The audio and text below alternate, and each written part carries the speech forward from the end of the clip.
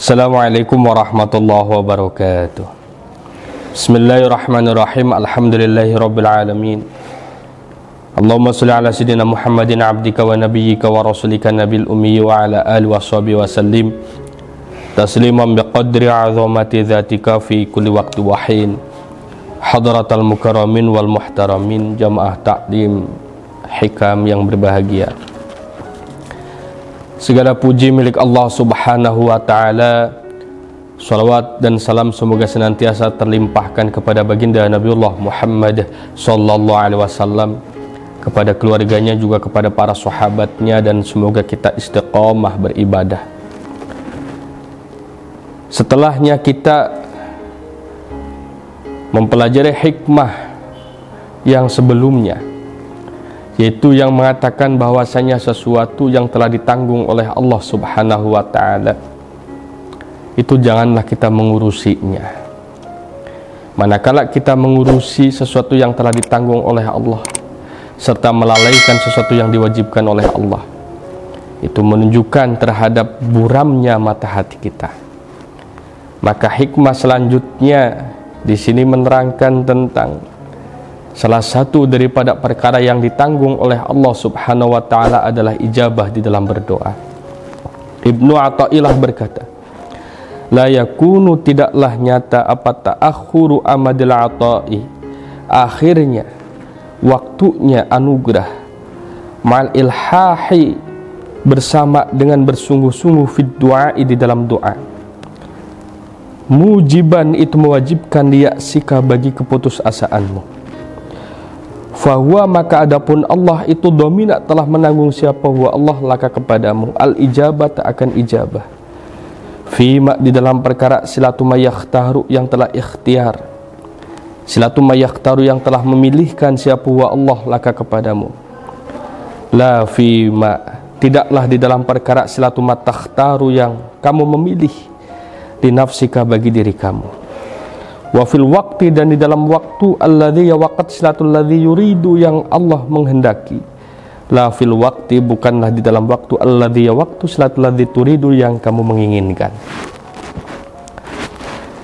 Janganlah manakala Allah mengakhirkan, mengijabah doa kamu, itu menjadikan kamu berputus asa, mengharapkan anugerah dari Allah subhanahu wa ta'ala. Karena apa? Yakinlah, kewajiban kita itu berdoa, dan setiap doa itu pasti diijabah. Allah berfirman di dalam Al-Quran, yaitu surah Ghafir, ud'auni astajib lakum. Ud'au, berdoalah kalian semua nih kepada Allah, astajib, pasti Allah mengijabah, lakum, untuk doa-doa kalian. Artinya apa? Janganlah kita itu berfikir, apalagi suudzon kepada Allah subhanahu wa ta'ala, apalagi buruk sangka kepada Allah subhanahu wa ta'ala. Buruk sangka bahwa Allah itu tidak mengijabah terhadap doa kita. Hal semacam itu tidak boleh. Keraguan diri kita terhadap ijabahnya doa kita, itu merupakan suatu hal yang tidak dibolehkan, tidak dibenarkan. Boro-boro kita yang sedang menapaki belajar menjadi orang baik, belajar menjadi orang yang solih, belajar berusaha untuk istiqomah di dalam beribadah, adalah orang-orang yang ahli maksiat pun manakala memohon kepada Allah subhanahu wa ta'ala, maka pasti Allah mengijabah terhadap permohonan mereka. Cuma di sini fima yakhtaru laka, la fima takhtaru li nafsik, yaitu bentuknya ijabah yang dianugerahkan oleh Allah kepada kita, itu Allah yang memilih, bukan kita yang memilih. Allah yang memilih, bukan kamu yang memilih.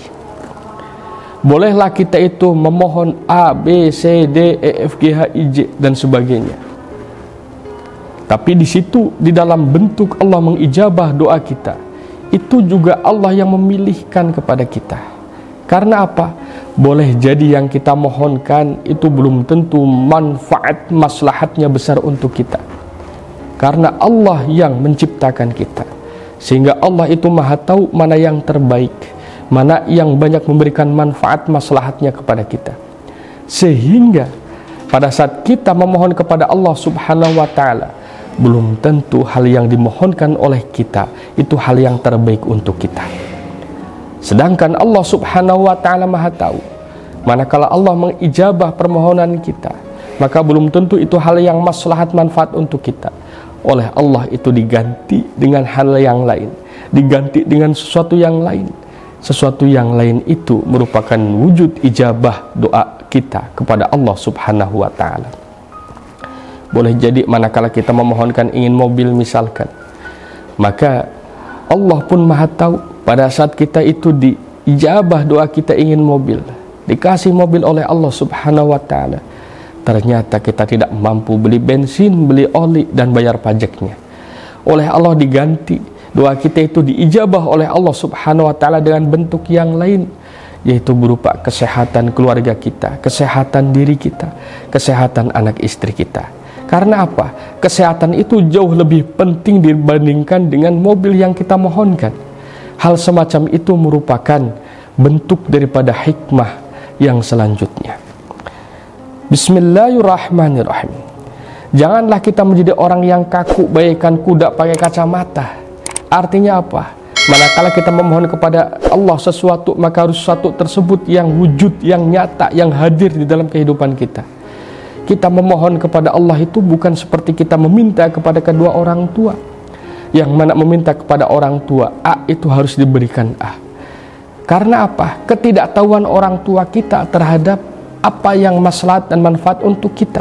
Maka kadang-kadang orang tua pun maksakan nyumponan apa yang kita mohonkan, apa yang kita mintakan kepada kedua orang tua kita. Sedangkan Allah itu Maha tahu, tidak bisa dibanding-bandingkan. Artinya apa?